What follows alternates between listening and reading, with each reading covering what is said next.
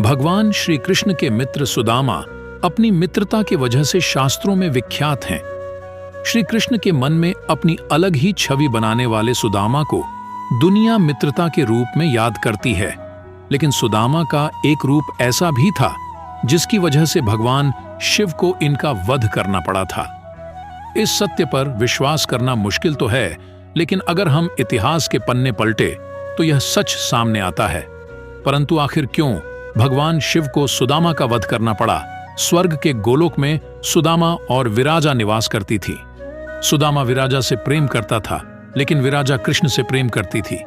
एक बार जब विराजा और कृष्ण प्रेम में लीन थे तो स्वयं राधा वहां प्रकट हो गईं, और राधा ने विराजा को श्री कृष्ण के साथ देखकर विराजा को गोलोक से पृथ्वी पर निवास करने का श्राप दे दिया, और किसी कारणवश राधा जी ने सुदामा को भी पृथ्वी पर निवास करने का श्राप दे दिया, जिससे उन्हें स्वर्ग से पृथ्वी पर आना पड़ा।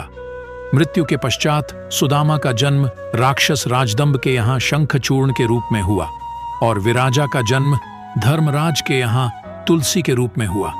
शंखचूर्ण माता तुलसी से विवाह के बाद उनके साथ अपनी राजधानी वापस लौट आए। शंखचूर्ण को भगवान ब्रह्मा द्वारा वरदान प्राप्त था कि जब तक तुलसी तुम पर भरोसा करेंगी तब तक तुम्हें कोई जीत नहीं पाएगा। शंखचूर्ण को रक्षा के लिए एक सुरक्षा कवच भी दिया गया था। शंखचूर्ण धीरे धीरे कई युद्ध जीतते हुए तीनों लोकों के स्वामी बन गए। शंखचूर्ण के क्रूर अत्याचार से परेशान देवताओं ने भगवान ब्रह्मा से इसका समाधान मांगा। ब्रह्मा ने इस विषय पर भगवान विष्णु से सुझाव लिए जाने की बात पर देवतागण भगवान विष्णु के पास गए। विष्णु जी ने देवताओं को शिव जी से सुझाव लेने को कहा। देवताओं की परेशानी को समझते हुए शिव जी शंखचूर्ण से युद्ध करने के लिए अपने पुत्रों कार्तिकेय गणेश को इस युद्ध के लिए मैदान में उतारा।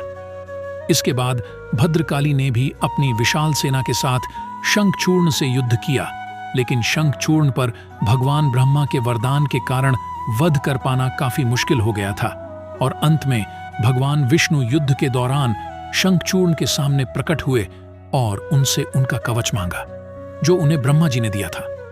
शंखचूर्ण ने तुरंत ही कवच भगवान विष्णु को दे दिया। भगवान विष्णु उस कवच को पहनकर मां तुलसी के सामने शंखचूर्ण के अवतार में उपस्थित हुए।